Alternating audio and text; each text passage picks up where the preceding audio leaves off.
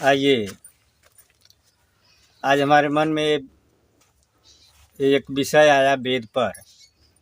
हम ये देखते हैं कि जो पढ़े लिखे हैं, जो विद्वान हैं, जो बड़े बड़े मंचों पे बोलते हैं, पता नहीं आज उनके मुंह में, उनके मन में क्या हो गया है कि एक तरफा बात करते हैं। एक तरफा ये करते हैं कि वेद में सिर्फ पाखंड, झूठ और कर्मकांड ही भरा है, उसमें दूसरा कुछ नहीं भरा है। वो ब्राह्मणों का चाल है, उनका षड्यंत्र है। तो हम इस बात पर विचार करते हैं कि आखिर ऐसे आदमी ऐसे क्यों कहते हैं, जब हकीकत में वेद में ऐसा नहीं है। ये सही है कि वेद में कर्मकांड है, लेकिन इसका ये मतलब नहीं कि वेद में सार्थक बात नहीं है, सत्य बात नहीं है।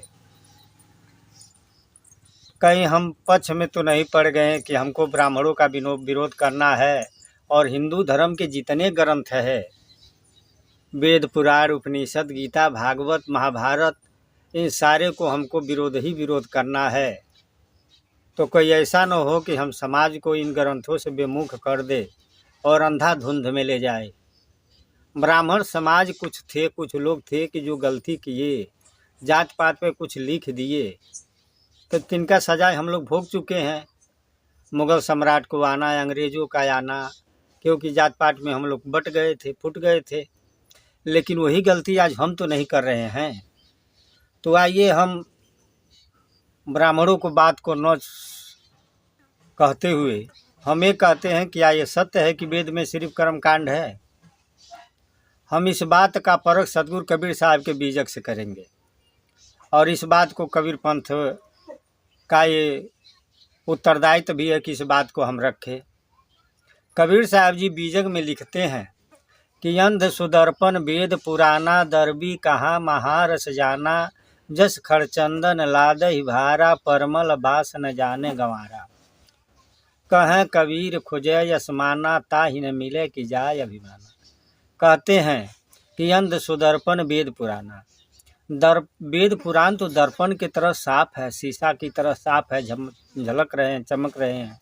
लेकिन अंधे हम हैं, हमें दिखाई नहीं देता है कि वेद पुराण में सही बात है, सार्थक बात है, सार्थक बात है। तो हमारा ये गलती है। कहते हैं कि जैसे दरबी माने कलछुल जैसे बरहो व्यंजन में नाचती है, लेकिन बेचारी वो स्वाद नहीं पा सकती कि दाल कैसा है, चावल कैसा है, सब्जी कैसे है। तो हम भी वेद पुराण को पढ़ते हैं, लेकिन समझ नहीं पाते हैं कि वेद पुराण में क्या है, उसका रस नहीं पा पाते हैं। जैसे गदहा के ऊपर हम चंदन लाद दे, तो गदहा को क्या मालूम है कि उसमें चंदन है कि नमक का है, वो कैसा भार धो रहा है, उससे बस वजन से मतलब है। तो कबीर साहब वेद में ऐसे बात कहते हैं, लेकिन कुछ लोगों को तो बात ऐसा लगता है कि जैसा लगता है कि वेद वो पढ़े ही नहीं है, और बिना पढ़े वेद की बात करते हैं। वेद में, ऋग्वेद में 10,000 से ज़्यादा श्लोक है, उसमें 296 ऋषि है जो रचनाकार, कोई एक व्यक्ति का रचा हुआ नहीं है। उसमें 80 देवता हैं जो प्राकृतिक देवता हैं। उसमें सारे धरती, आकाश, पवन, पानी, अरूण वरूण जितने हैं, इंद्र, ये सब प्राकृतिक देवता हैं। और प्रकृति देवता मानकर लोग वेद के ऋषि पूजा करते हैं। लेकिन हम ये कहें कि सिर्फ कर्म कांड है, तो कबीर साहब ऐसे शब्द क्यों लिखते? कबीर साहब जिस ग्रंथ के विषय में लिखते हैं, वो पूरे उस बात को तौल कर कहते हैं। कहते हैं कि है कोई ज्ञानी गुरु जगत में, उलट वेद के बूझे। कहते संसार में क्या लगता है, जैसे कबीर साहब की सभा लगी थी और उस सभा में पहुँचे, और उस सभा में अंधविश्वास चमत्कार की बातें हो रही थी। कबीर साहब वहाँ पहुँचे मंच पर, तो बोले कि है कोई ज्ञानी गुरु जगत में जो उलट वेद के बूझे। इसमें इस सभा में कोई ऐसा विद्वान है जो वेद को बात को समझे? पानी माहि पावक जरे, आन्हर आँख न सूझे। कबीर साहब अपनी बातों से तीखी बात कहते थे कि ताकि इस समाज पर चोट पड़े, समाज के लोग समझे। कहते हैं कि आन्हर आँख न सूझे। कहते इसमें है कोई ज्ञानी जो ज्ञान के बात, वेद के बात को समझे बूझे। पानी माहि पावक जरे, मैं देख रहा हूँ कि पानी में आग लगा हुआ है और संसार के लोग जल रहे हैं। कैसे जल रहे हैं? कहते हैं कि आत्मा जो है ये शीतल स्वभाव का है, एकदम निर्मल है, ठंडा है, शांत स्वरूप है।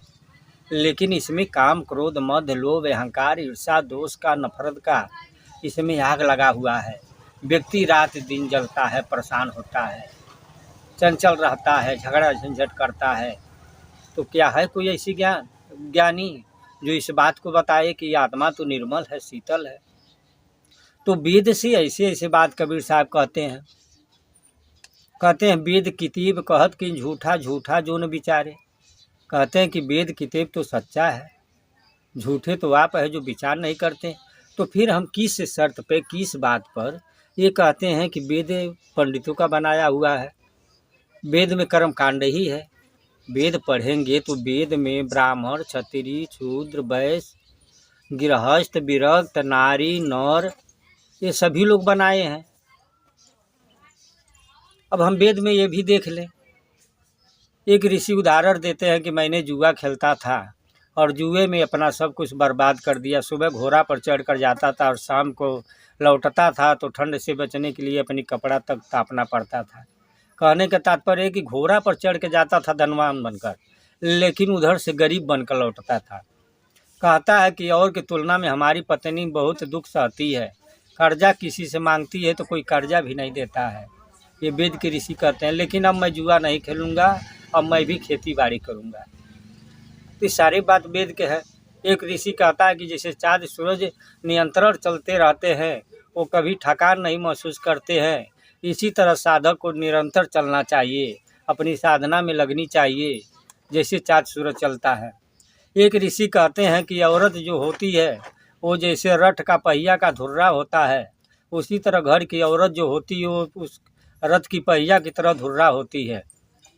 घर का अगर एक सदस्य बिगड़ जाए तो ये आम बात होती है, लेकिन घर की अगर औरत बिगड़ जाए, वो पथ से कुपथ पर चलने लगे, वो चरित्रहीन हो जाए, तो ये बहुत बड़ी बात होती है। पूरा घर, पूरा परिवार बिखर जाता है।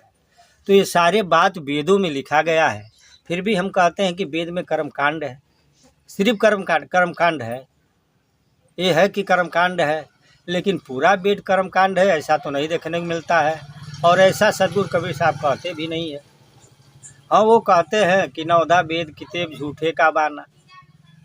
कहते हैं कि 9 वेद किताब है, वेद के पुत्री स्मृति भाई, सो जेवड़ी कर साथ ही आई।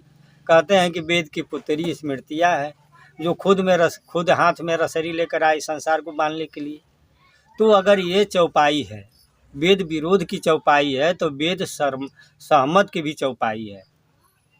जो वेद सहमत जो है, तो हम दोनों बात को रखें। अगर वेद में कर्मकांड है तो वेद में अच्छे भी बात है, अच्छी चीज़ भी वेद में है। तो हम वेद को इस तरह समझे, या अन्यथा हम ये कह दें कि नहीं, वेद को तो ब्राह्मणों ने लिखा है सिर्फ अपनी चाल के लिए, ताकि जनता और समाज वेद को न पढ़े, न समझे। जबकि वेद में अच्छी बात है। वेद में एकता की बात बताई जाती है कि हम 5 जनों को ऋषि या गुरु जाते हैं तो कहते हैं कि तुम 5 लोग एक साथ रहो, एक साथ खाओ, एक साथ भोजन करो, एक साथ सोओ। 5 जना का मतलब कि ब्राह्मण, क्षत्रिय, शूद्र, वैश्य और 5वां निषाद को माना जाता है। तमाम विद्वान इस बात को माने हैं कि जो वेद में 5 जना का नाम आया है उसमें 5वां निषाद है। तो ऋषि तो 5 को एक साथ रहने को करते हैं, एक साथ शादी ब्याह का बात करते हैं, भोजन की बात करते हैं, खाने की बात करते हैं। तो मैंने आप लोग को ये बात बताया कि वेद को रचने वाले गृहस्थ, विरक्त, ब्राह्मण, क्षत्रिय, शूद्र, वैश्य, जब आप लोग पढ़ेंगे, उस वेद को समझेंगे, तो उनमें देवताओं का नाम, छंद का नाम और लिखने रचना करने वाले व्यक्ति का नाम है। और उन सब का नाम इसी तरह है कि क्षत्रिय है, वैश्य है, शूद्र है, निषाद है, शूद्र है, रथ हाँकने वाला भी लिखता है, डॉक्टर दवाई करने वाला भी लिखता है वेद मंत्र, औरत भी लिखती है, घोषा पाला, ये सब वेद मंत्र लिखते हैं, पुरुष लिखते हैं, विरक्त लिखते हैं, गृहस्थ लिखते हैं। तो क्यों हम ऐसा कहते हैं? या तो हम पढ़े नहीं, और बिना पढ़े हम वेद को निंदा करें और वेद का हम विरोध करें तो अच्छी बात नहीं है। वो हमारे धार्मिक ग्रंथ है और वो ऐसे समान है कि जैसे समुद्र होता है, समुद्र में सीप, मोती सभी होते हैं और उसी समुद्र में शैवाल, घुंघची भी होते हैं। लेकिन उसका तुलना हम घोंघची से वार्ष्णेय समुद्र के करें, उनमें बहुत बहुत अमूल्य चीज़ है। ठीक इसी प्रकार वेद में भी बहुत अमूल्य चीज़ है। इस बात को हम समझें, इस बात को हम विचार करें। अन्यथा हम झूठ में, किसी पक्षपात में पढ़ के और किसी के विरोध में पढ़ के कि ये ब्राह्मणों का रचना है, तो भाई ब्राह्मणों को विरोध करना है तो करिए, लेकिन ब्राह्मणों के साथ हम वेद को रख देते हैं, ब्राह्मणों के साथ हम राम कृष्ण को रख देते हैं, महापुरुषों को रख देते हैं कि तो ब्राह्मणों के देवता है, ये ब्राह्मणों का ग्रंथ है, तो ये अच्छी बात नहीं है।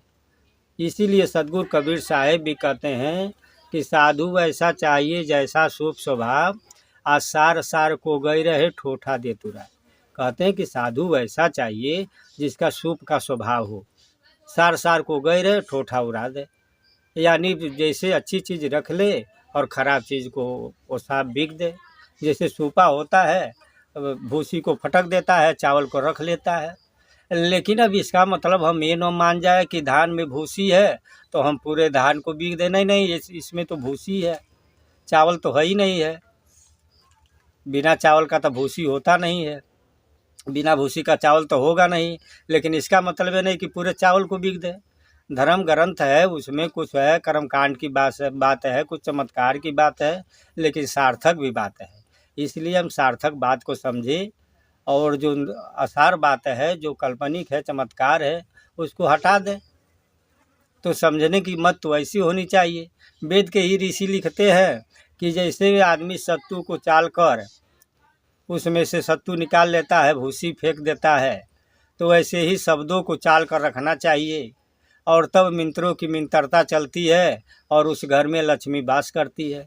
ये वेद की ऋषि बात करते हैं।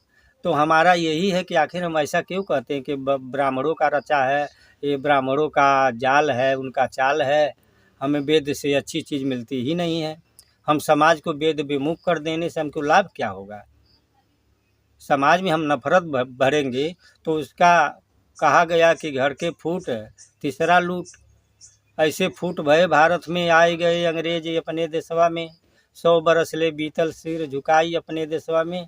तो हम जात पात में तोड़े नहीं, हम किसी ग्रंथ की एक तरफा निंदा न करें, वास्तव में जो सार है उसको ग्रहण करें, जो झूठ है उसको हटा दें, सत्य बात को हम रखें।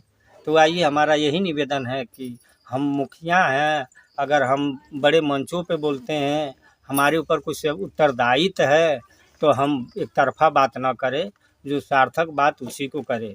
लेकिन हम ऐसे प्रवचन करते हैं जैसे लगता है कि हम वेद पढ़े ही नहीं हैं और वेद का दावा कर देते हैं। तो वेद को पढ़ो, वेद के समझो, वेद में अच्छी बात है तो अच्छी बात को समाज में रखो। आइए हम इसी के साथ अपनी बाड़ी को समाप्त करते हैं, जो टूटी हो उसे क्षमा कीजिएगा। साहेब बंदगी, साहेब बंदगी।